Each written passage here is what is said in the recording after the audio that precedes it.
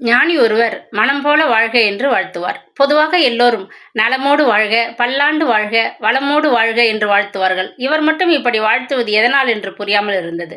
பின்னாளில் ஒரு கதையை படித்த பொழுது தெரிந்தது. ஞானி ஒருவரிடம், ஐயா, ஆண்டவனிடத்தில் சொல்லி மழை பெய்ய வையுங்கள் என்றனர். அன்பே வடிவான ஏழை பக்தன் ஞானியிடம் சென்று, ஐயா, உப்பு விற்பதற்காக வெளியே செல்கிறேன், மழை பெய்யாமல் இருக்க ஆண்டவனிடம் சொல்லுங்கள் என்றான். ஞானிக்கு கைங்கரியம் செய்து வந்த ஒருவன் சொன்னான், என் மகள் வீட்டுக்கு தேவையான பஞ்சை வண்டியில் ஏற்றி செல்கிறேன், எனவே போய் சேரும் வரை பலமான காற்று அடிக்காமல் இருக்க ஆண்டவனிடத்தில் சொல்லுங்கள் என்றான். எல்லாவற்றையும் கேட்டுக்கொண்ட ஞானி இறைவனிடத்தில் வேண்டினார். ஐயனே, அவரவர் மனம் வேண்டுவதைப் போல செய்து கொடுங்கள் என்றார். நம் மனம் நல்லதை நினைத்தால் நல்லது நடக்கும், நல்லது அல்லனவற்றை நினைத்தால் அப்படியே நடந்துவிடும் என்பதால் தான் சித்தர்கள் சொன்னார்கள், மனமது செம்மையானால் மந்திரம் செபித்தல் எதற்கு என்றனர். எனவே மனம் போல வாழ்க என்பதில் அர்த்தம் உண்டு என்பதை உணரலாம்.